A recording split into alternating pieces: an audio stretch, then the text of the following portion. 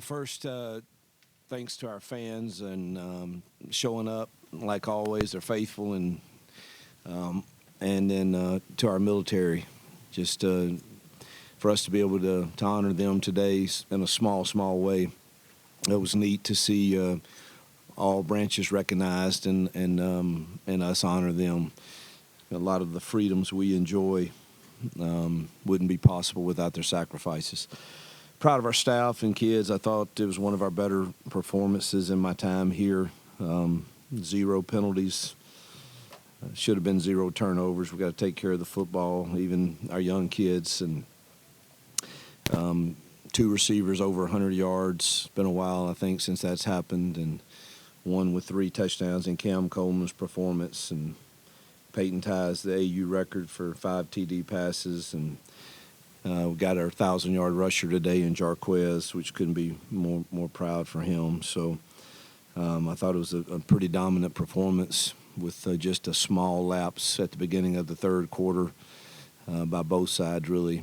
And just really proud of our kids and our effort, and hopefully we gain some confidence and headed into these last 2 huge football games that we have.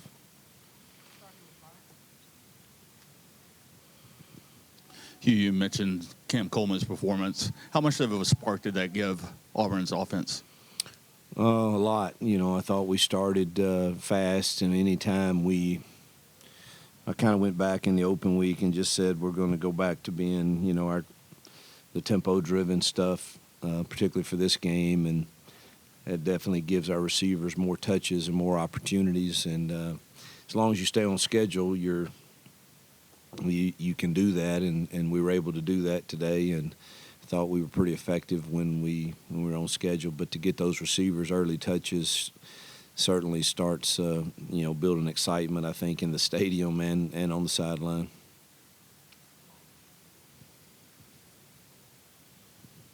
Coach, 2 things today, 12 of 17 on third down. Also, your defense held another opponent to just over 200 yards of offense today. What do you take away, especially offensively, from third down play calling that you carry over into Texas A&M? Well, our third down plan was good today, and we executed it pretty well. And so, we had 2 weeks to work on that, and it was simple stuff that our kids understood and were able to execute. And I think there's a valuable lesson in that, is maybe less is more, and let's do what we can do and give our kids a chance to execute in critical downs and critical moments. And we had a pretty good idea of what we were going to get on third down and yardage from this unit, and it might not be quite as easy for some of the others, but still give our kids a chance to make plays instead of maybe carrying a few too many things. You asked me about defense too. Yeah, in my mind they held them under 200. I know the last play there was a lot, but I think our defense, besides the one drive in the third quarter, was really, really solid.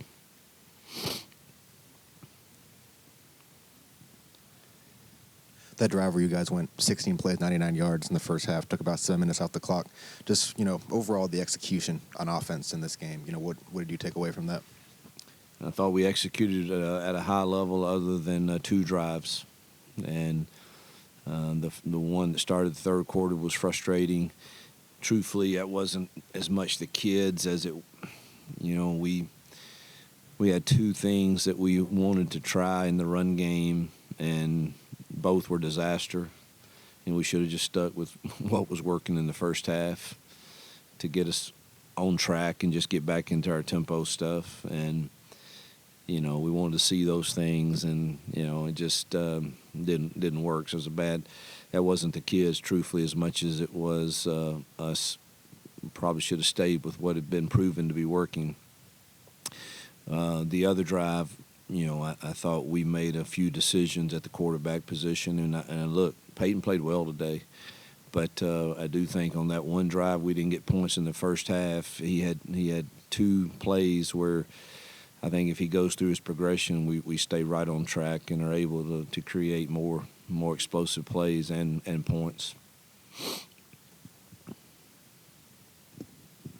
Keandre, big day for him as well. Just what has he brought to this unit at wide receiver, especially with all the young guys that you guys have, and just being that leader for them? Yeah, he's a playmaker, outstanding player, and he's one that has earned the respect of that room to where his voice matters, and you can lean on him to say, hey, man, some of our young kids aren't practicing quite they're not straining today, and his voice matters, and he doesn't mind. He has a way of sharing it that relates to them, and they listen. He's been an outstanding addition to our program, and excited to see him have continued success. He's had success mostly all year. We probably hadn't gone to him enough.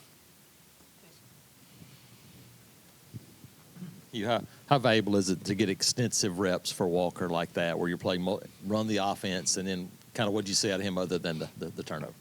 Well, I wish, those are tough situations. I wanted to throw it around a little with him, because he's got a great arm. Arm strength is really off the charts good. You saw it in the first hitch. I think he was just amped up, but he ripped that thing, and it was a little high and hard for Camden to bring down. But, we didn't really throw it a whole lot with him. I'd have liked to seen a little more of that. And, of course, that doesn't mean I kind of know what we have with Hank and Holden, and just wanted to kind of see how he reacted in real game situation. And, other than the turnover, I thought he was okay. Coach, just a little bit deeper dive on that. You mentioned earlier in the week that, there's a time to maybe look big picture. Peyton was hurt, didn't practice last week. You've gone to Hank Brown in the past. Today you start Peyton, played really, really well, like you said, but there's no Hank Brown. Doesn't come in the game at all. Is it just a case of you wanting to see Walker since he haven't had a chance to play? Or what is kind of talk about that thought process? Yeah, that was a tough discussion. Not a tough, just, you don't know exactly what's right. It truthfully has no reflection on Hank at all. And I know people won't understand that, and they can make what they want, but I'm dead serious. It was really, do we keep, if we do that, do you go Hank at the beginning of the third, or do you continue to build confidence with the receivers and Peyton for a couple more possessions heading into the last few games, knowing that you might only get one of them in?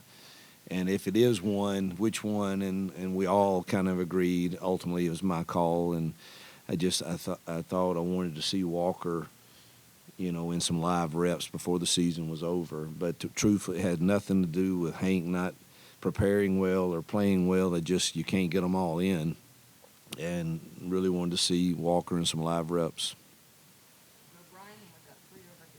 Hugh, what does it say about Peyton's toughness? Missed last week of practice. I think you said Tuesday you weren't really pleased with how he's throwing. He goes out there and performs like he did. Well, he was locked in the meetings, and I think, again, the plan was one that he and the receivers were more in sync on.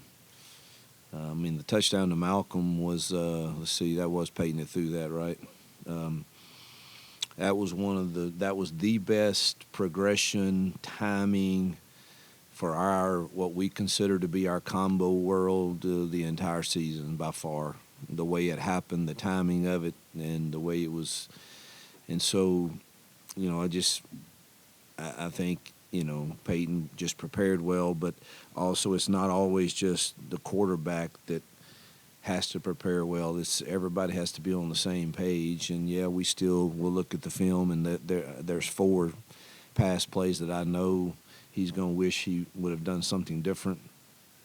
And he probably would have, I don't know what he was, but he could have thrown for a higher percentage today. But he prepared well and was locked in the whole time. And he felt like he would play Tuesday. Anything beyond 10 yards really bothered him, so we just didn't throw him a lot.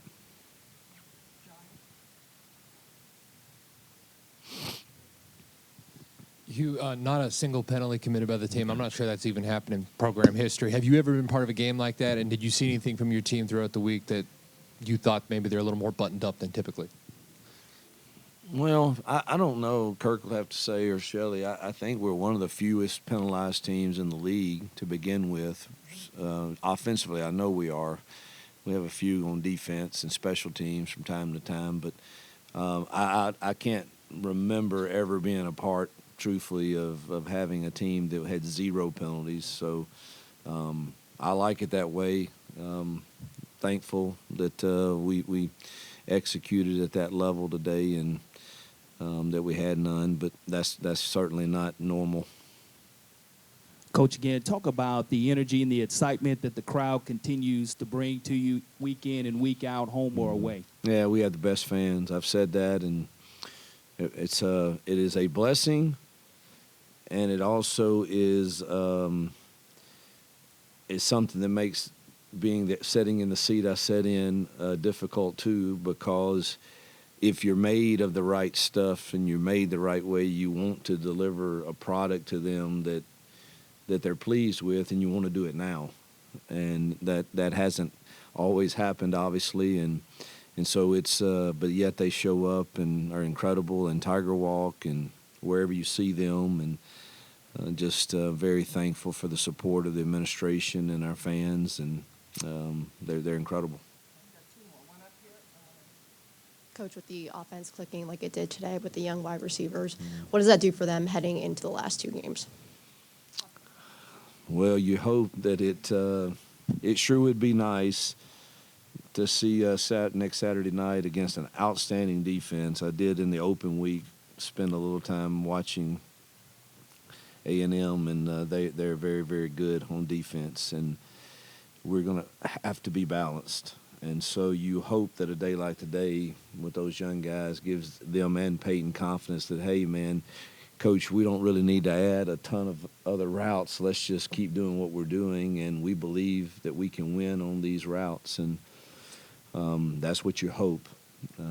Obviously, we'll be playing a higher level of athlete next Saturday night, but it's exciting to know that you can show them some proof of you see what your work is done in practice, and now you see it in game. You enjoyed that. Let's have that same work ethic this week and get ready to try to do it again next Saturday night.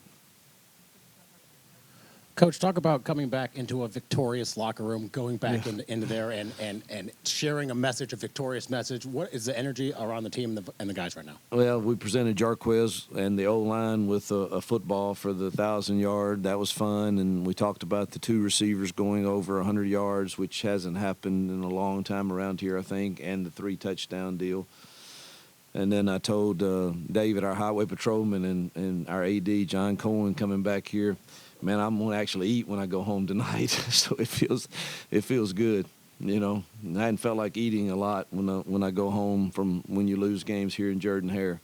So we're going to enjoy the performance today and get back to work tomorrow.